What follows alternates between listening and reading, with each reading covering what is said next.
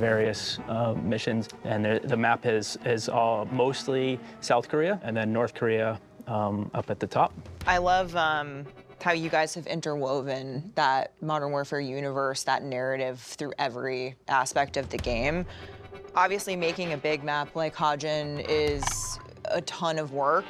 Can you guys talk a little bit about the process, like the creative of how you start with that idea and bring it to life? Whenever we make one of these big maps, it's always bugged me that you don't really have this like where did everybody go? You know, you just go jump in and when we made Verdansk or El Mazrah, it's just.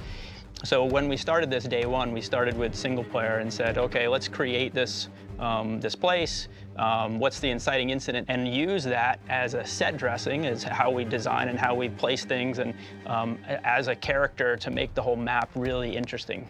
We found through these games that just being able to walk through the world and find these little areas and explore and discover things really added to the gameplay. And if you could just walk through a neighborhood and up into the woods and through some old abandoned broadcast station and back down into some farmlands, we could make that enjoyable and exciting and kind of spooky and give it this layer of character, then everything else that happens on the way is gravy. I think we are talking about what we were looking for. One, player growth, but also replayability.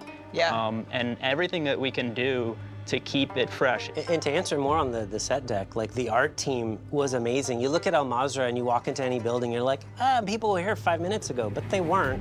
But when you look at Hajin and you go into a building, you see like, oh wow, there's panic. There's chairs knocked over and suitcases half packed, and you're like, looks like someone left here in a rush. In a hurry, yeah. So every building is telling a story which goes all the way back to that SP campaign. It's awesome. And what's cool is like even if you don't start with the single player campaign, you could play DMZ and then you see all these things and then you're like, I want to play the prequel. Yeah. Yes. So it's almost like you could go back and play the single player and see how this city got formed and shaped the way it is. So.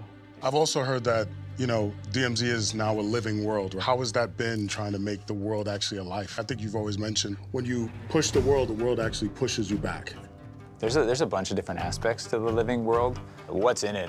We can start there with the different tiers of AI that we have.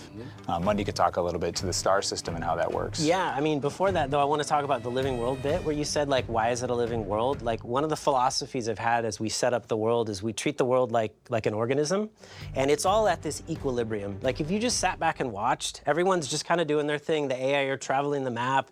There's guys getting trained. There's doing exercises. They're doing knife drills and all this. And you're a